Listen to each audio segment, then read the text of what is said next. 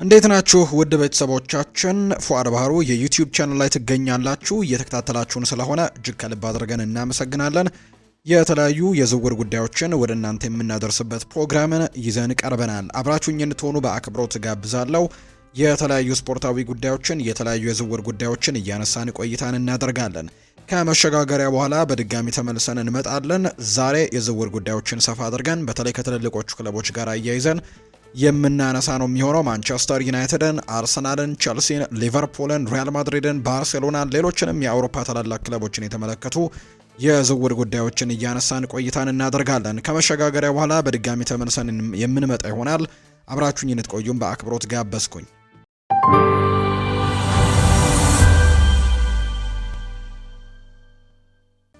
ማንቸስተር ሲቲ በ100 ሚሊዮን ፓውንድ የዝውውር ፉክክር ቀዳሚ ለመሆን እየጣረ ነው ተብሏል። ማንቸስተር ሲቲ፣ ማንቸስተር ዩናይትድ፣ ቸልሲ እና ባየር ሚኒክ የ2026 ትልቁ የዝውውር ታሪክ ይሆናል ተብሎ የሚጠበቀውን የኤሊዮት አንደርሰን ዝውውር ላይ ተሳትፎን እያደረጉ ነው የሚገኙት። ተጫዋቹ በጥር ወር ይለቃል ተብሎ ባይጠበቅም ክለቦች ግን በክረምቱ የዝውውር መስኮት ተመራጭ ለመሆን ከወዲሁ ከትዕይንቱ ጀርባ ስራዎችን እየሰሩ ነው። ክለቡ ኮከቡን ኤሊዮት አንደርሰንን በሚቀጥሉት ጥቂት ወራት ውስጥ በ100 ሚሊዮን ፓውንድ ወይንም ከዚያ በላይ በሆነ ዋጋ ለመሸጥም እቅድ እንደያዘን የተነገረው። ቶማስ ቱሄል ኤሊዮት አንደርሰን በዘንድሮው የውድድር ዘመን በፕሪሚየር ሊጉ ካሉ ምርጥ አማካዮች አንዱ እንደሆነ ገልጸውታል። የአውሮፓ ስካውቶችና አሰልጣኞችም በዚህ ይስማማሉ።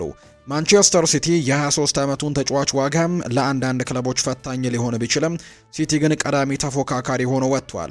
ከወዲሁ ከተጫዋቾች ወኪሎች ጋርም የመጀመሪያ ደረጃ ግንኙነትን ያደረጉት ምንጮች እንደሚጠቁሙት ከሆነ ኤሊዮት አንደርሰን ወደ ኢቲያድ መጓዙን ለሙያው እንደ ትልቅ እርምጃም ይቆጥረዋል።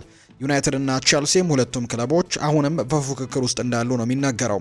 ባየር ሚኒክ እንደ ዘገባዎች ከሆነ ከሩቅ ሆኖ እንደሚከታተል ቢታይም ኖቲንግሃም ፎረስት ግን ተጫዋቹን ለሊግ ተቀናቃኞች ላለመሸጥ ከወሰነ ባየር ሚኒክ ተመራጩ ሊሆን እንደሚችል ይነገራል።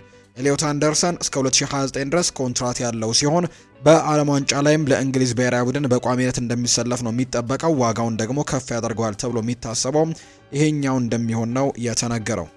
ዌስትሃም ዩናይትድ በዚህ ወር ኬበር ለማድሪዳን ለማስፈረም ከጫፍ ደርሷል። ይህ የ22 ዓመት አማካይ እስከ ውድድር ዘመኑ መጨረሻ ድረስም በውሰት ለዌስትሃም ለመጫወት ዝውውሩን ያጠናቅቃል ሲል ነው ኤሊያስ ሎፔዝ መረጃውን ያጋራው።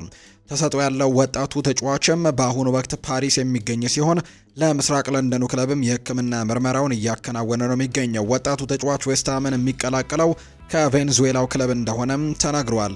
የተጫዋች ከእንግሊዝ እግር ኳስ ጋርም በፍጥነት ተላምዶ ፈጣን ለውጦችን ማምጣት ይችል እንደሆነ የሚታይ ነው።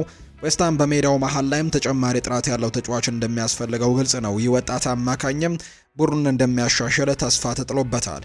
በአሁኑ ወቅት ዌስትሃም በፕሪሚየር ሊጉ ለአለመውረድ እየተፋለመ ይገኛል። የቬንዙዌላ ብሔራዊ ቡድን ተጫዋችም በእንግሊዝ እግር ኳስ ስሙን ለማስጠራትም እና ብቃቱን ለማሳየትም ወደ ለንደን ያመራል።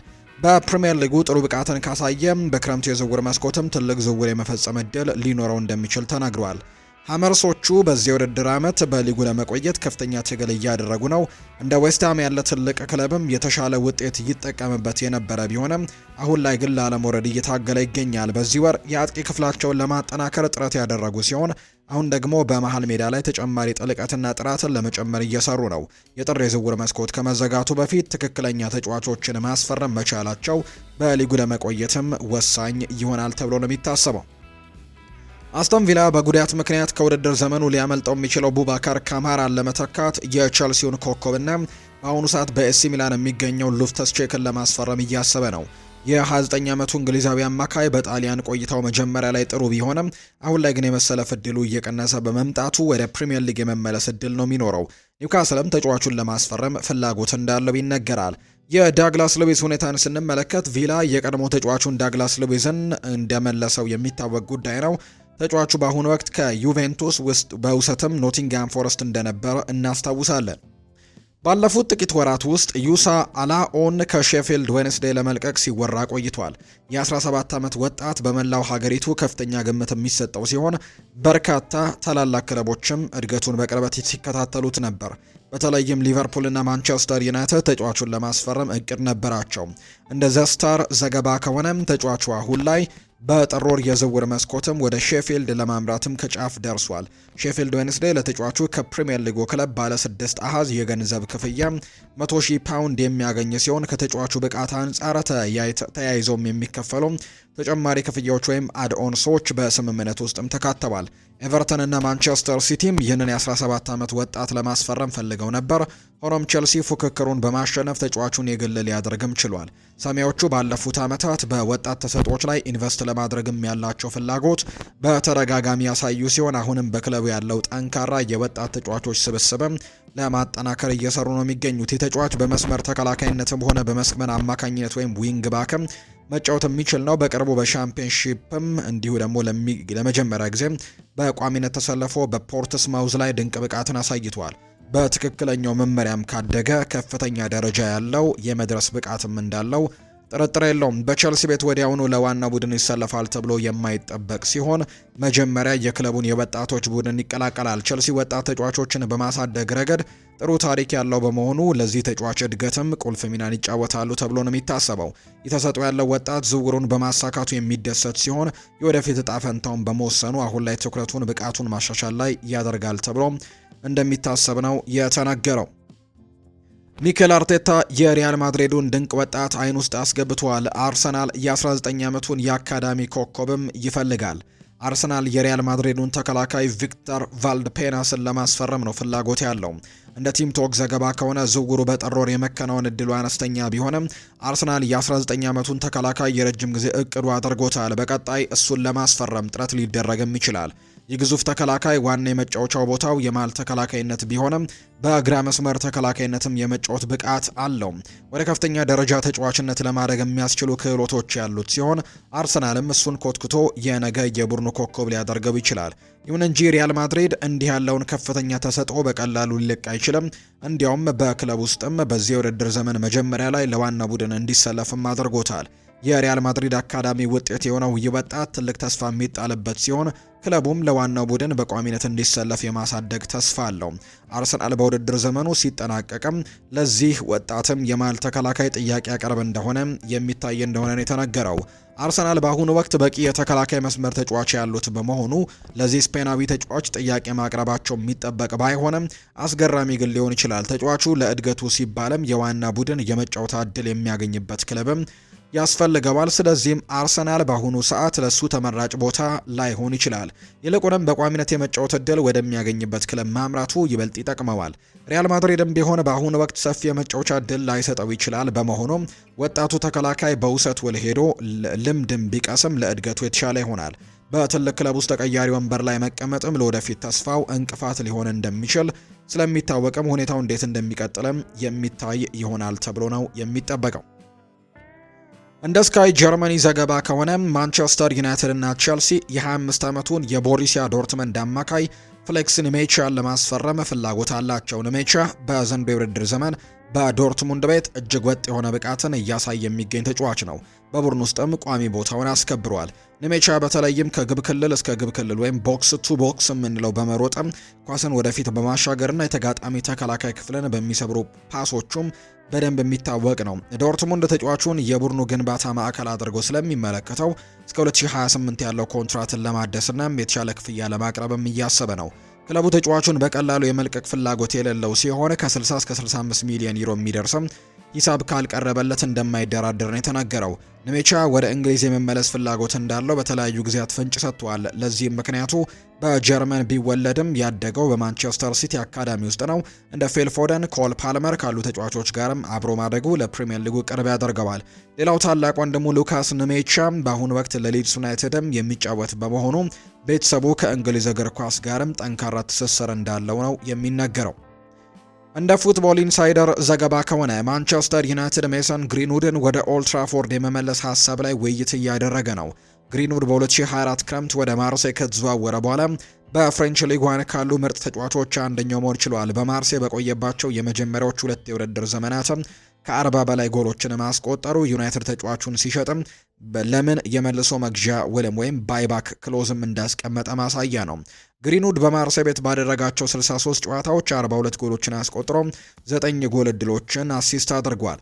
በማርሴይ ከመቆየቱ በፊት በስፔኑ ሄታፌ በውሰት ተጫውቶ ራሱን ማረጋገጡ የሚታወስ ነው። በዚህ ሳምንት በቻምፒየንስ ሊግም ከሊቨርፑል ጋር በነበረው ጨዋታ ላይ መሳተፉን እናስታውሳለን።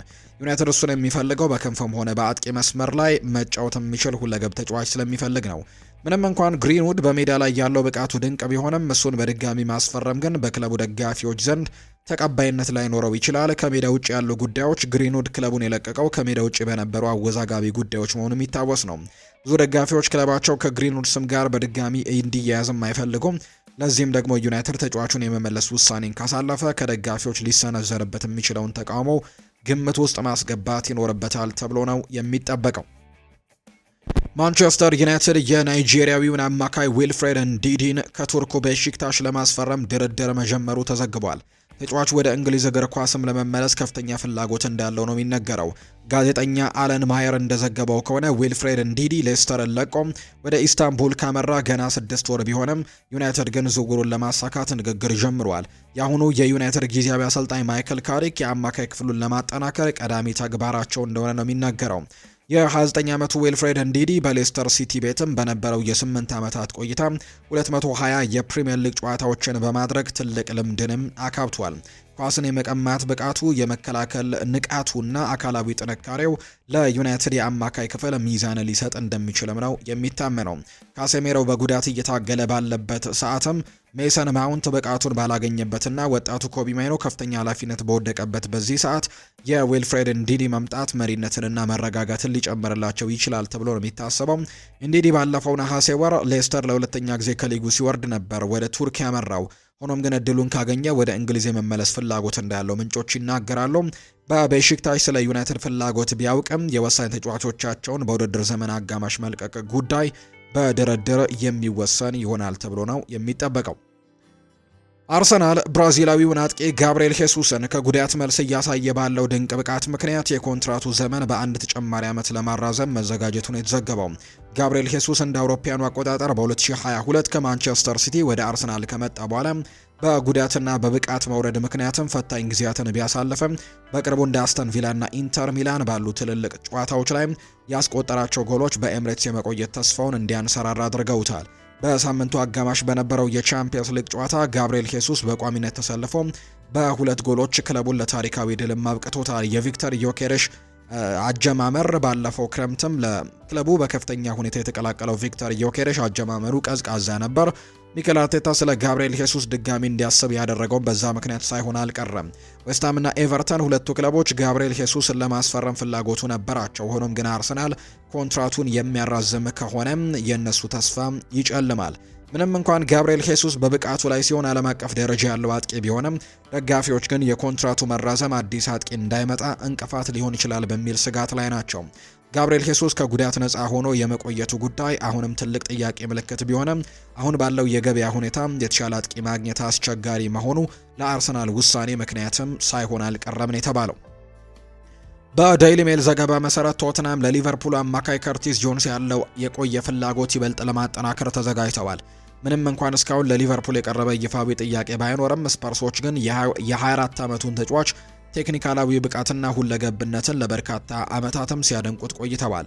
ሆኖም ሊቨርፑልና አሰልጣኝ አርነ ስሎት ጆንሰን የረጅም ጊዜ ፕሮጀክታቸው አካል አድርገው ስለሚመለከቱት ዝውውሩን እጅግ አስቸጋሪ አድርገዋል። ከርቲስ ጆንስ ራሱን የክለቡ ደጋፊ እንደመሆኑ መጠንም እንደ አርአያው ስቴቨን ጄራርድ ሙሉ የእግር ኳስ ዘመኑን በአንፊልድ ለማሳለፍም እንደሚፈልግ በግልጽ ተናግሯል። ቶትናም በጥር ወር ኮነር ጋላገርን ከአትሌቲኮ ማድሪድ አስፈርመዋል። የአማካይ ክፍል ችግሩ ግን አሁንም አልተፈታም። ዣኦ ፓሊኒያ በደረሰበት ጉዳትም ለሳምንታት ከሜዳ ሊርቅ ይችላል።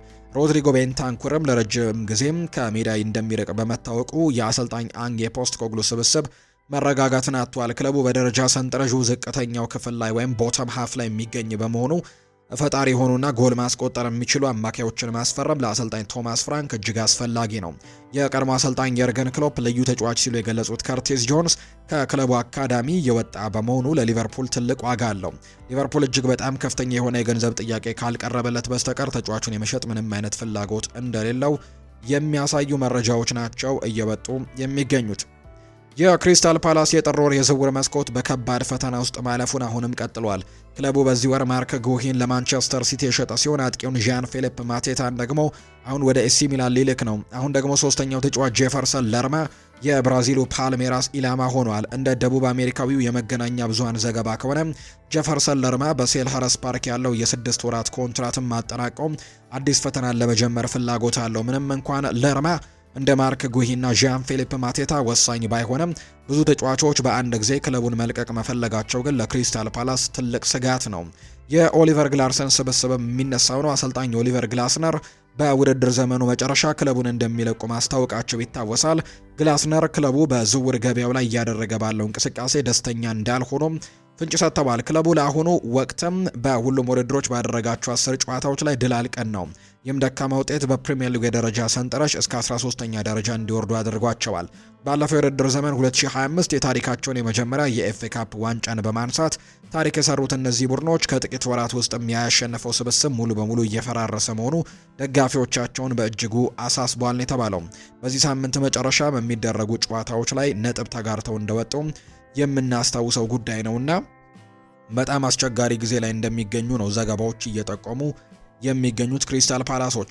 ፍራንክ ላምፓርድ ክሪስታል ፓላስን ለመረከብ ቀዳሚ ከሆኑት እጩዎች አንደኛው ሆኗል። እንደ ቶክ ስፖርት ዘገባ ከሆነ የክለቡ ሊቀመንበር ስቲቭ ፓሪሽ የቀድሞውን የቼልሲና የእንግሊዝ ብሔራዊ ቡድን አማካይ ላምፓርድን በእጅጉ ያደንቁታል። ላምፓርድ ባለፈው ዓመትም የኮቨንትሪ ሲቲ እያሳየ ያለውን ድንቅ ውጤትና ክለቡን በከፍተኛ ሊግም ደግሞ እድገት እጩ ማድረጉ በክሪስታል ፓላስ እይታ ውስጥም እንዲገባ አስደርጎታል። ላምፓርድ ኮቨንትሪን ከተረከበ 12 ወራት ያስቆጠረ ሲሆን በአሁኑ ወቅት ክለቡን በሻምፒዮንሺፕ የደረጃ ሰንጠረዥ አናት ላይ አስቀምጦታል። ከሚድልስቦሮ በ6 ነጥብ በመራቅም ወደ ፕሪሚየር ሊግ ለማደግም ትልቅ ተስፋ አለው። የሚያጠቃ እግር ኳስን መከተሉ በወጣት ተጫዋቾች ላይ ያለው እምነትና በዝቅተኛ በጀት ጠንካራ ቡድን መገንባቱ የብዙዎች አድናቆትን አስገኝቶለታል። አሁን ላይ የአሰልጣኝ ኦሊቨር ግላርሰን ኮንትራታቸው በውድድር ዘመኑ መጨረሻ ሲጠናቀቅም ከክለቡ እንደሚለቁ አረጋግጠዋል። ክሪስታል ፓላስም ለክለቡ አዲስ አቅጣጫን ሊሰጥ የሚችልና ወጣቶችን ማሳደግ የሚችል አሰልጣኝ ይፈልጋል። ላምፓርድ በቼልሲና በኤቨርተን በነበረው ቆይታ ጥሩና መጥፎ ጊዜያትን ቢያሳልፍም በኮቬንትሪ ያሳየው መሻሻል ዝናውን መልሶለታል። ክሪስታል ፓላስም እሱን እንደ ረጅም ጊዜ ፕሮጀክት አካል አድርጎ ሊሾመው እያሰበ ነው። ሌስተር ሲቲ በድጋሚ ለቼልሲው አጥቂ ዳዊት ዳተር ፎፋናም እንዲሁ ፍላጎት እንዳለው ነው የተዘገበው። ሆኖም ዝውውሩን ለማሳካት ፈተና ሊገጥመው ይችላል። እንደ ሌስተር ሲቲ ዘገባ ከሆነም ፎክስ ተብሎ የሚጠሩት ቀበሮቹ በገበያ ላይ የሚገኘውን ይህንን የቼልሲ ተጫዋች ሲፈልጉት ይህ የመጀመሪያቸው አይደለም። ቼልሲ ፎፋናን በቱርኩ ክለብም እንዲሁ ከነበረው የውሰት ቆይታ መልሶታል። ተጫዋቹ በቱርክ ቆይታውም ጥሩ ብቃትን ቢያሳይም ቸልሲ አሁን ላይ እሱን በቋሚነት ለመሸጥም ይፈልጋል። ሌስተር ሲቲ ተጫዋቹን በውሰት መውሰድ ቢፈልግም ቸልሲ በቀዳሚነት ግን በቋሚነት ለመሸጥ መፈለጉ ሌስተርን ከውድድሩ ውጭ ሊያደርገው ይችላል። ሌስተር ባለፈው የውድድር ዘመን ከፕሪሚየር ሊግ መውረዱ ይታወሳል። በአሁኑ ወቅት በሻምፒዮንሺፕ ከፕሌይኦፍ ቦታዎችም በ5 ነጥብ ርቆ ይገኛል። ፎፋናም ለማስፈረም በሁለተኛው የውድድር ዘመን አጋማሽም የተሻለ ተፎካካሪ እንዲሆን ያደርጋቸዋል። ይህም የኮት ዲቫር ብሔራዊ ቡድን አጥቂ መጀመሪያ ቼልሲን ሲቀላቀል ትልቅ ተስፋ ተጥሎበት ነበር። ሆኖም አሁን ላይ በስታንፈርድ ብሪጅ የወደፊት ቆይታ እንደሌለው ግልጽ አድርጓል። በዚህ የጥር ተጫዋቾች የዝውውር መስኮት ሌስተር ሲቲ የፎፋናን ፊርማ ለማግኘትም በሚያደርገው ጥረት ውስጥም ምንም አይነት ውጤት እንደሚኖረው የሚጠበቅ ጉዳይ ነው። በዘንድሮ የውድድር ዘመን እየተቸገረ የሚገኘው የሊቨርፑል ተከላካይ በፕሪሚየር ሊጉ ክለብ የህልውና መስመር ቀረበለት። ኖቲንግሃም ፎረስት የሊቨርፑልን የግራ መስመር ተከላካይ ኮስተስ ሲሚካስን ለማስፈረም ያልተጠበቀ ፍላጎትን አሳይቷል። በአሁኑ ወቅት በውሰት ሮማ እንደሚገኝ ይታወቃል። የዝውውር መስኮቱም ሊጠናቀቅ እንግዲህ ዛሬ የሚጠናቀቅበት ዕለት ነውና ይህንን ተጫዋች ለማስፈረም ትልቅ እንቅስቃሴዎችን ያደርጋሉ። የኖቲንግሃም ፎረስቱ አሰልጣኝ ሾን ዳይች በዚህ ወር የተከላካይ ክፍላቸውን ለማጠናከር ሲሚካስን እንደ መፍትሄም ወስደውታል። ሆኖም ዝውውሩ 3 ክለቦች ሊቨርፑል፣ ሮማና ፎረስት መካከል የሚደረግ ድርድር በትልቁ ይኖራል ተብሎ ይታሰባል። ጋስፔሬኒ በሲስተማቸው ውስጥ በመከላከል ረገድ ጠንካራ የሆኑ ተከላካዮችን የሚመርጡ በመሆኑ ሲሚካስ በቴክኒካል ጎበዝ ቢሆንም በቡድን ውስጥ ያለው ቦታ ግን ዝቅ ብሏል። ሊቨርፑል ባለፈው ክረምት ሲሚካስን በውሰት እንዲወጣ የፈቀደው ሚሎስ ክሪኬዝን ካስፈረመ በኋላ እንደነበር እናስታውሳለን። ምናልባት ዛሬ ከተሳካ ወደ ኖቲንግሃም ፎረስት ሊያመራ የሚችልበት እድል ይኖረዋል ተብሎ እንደሚጠበቅ ነው ዘገባው ያሰፈረው። ውድና የተከበራችሁ ቤተሰቦቻችን ከፉአድ ባህሩ የዩቲዩብ ቻናላችን ለዛሬ ያዝንላችሁ አዳዲስ ስፖርታዊ ጉዳዮቻችን በተለይ ከዝውውር ጉዳዮች ጋር አያይዘን ያነሳናቸው ፕሮግራሞቻችን እነዚህ ነው የሚመስሉት። ስላደመጣችሁን፣ ስለተከታተላችሁን፣ ቆይታችሁን ከኛ ጋርም ስላደረጋችሁ እጅጉን ከልብ አድርገን እናመሰግናለን። ፉአድ ባህሩ የዛሬውን ፕሮግራም እየመራው ከእናንተ ጋር ቆይታን አደረግኩኝ። በቀጣይ ፕሮግራሞቻችን በድጋሚ ተመልሰን እንገናኛለን። መልካም ጊዜ፣ መልካም ቀን እንዲሆንላችሁም ነው በአክብሮት የምመኘው።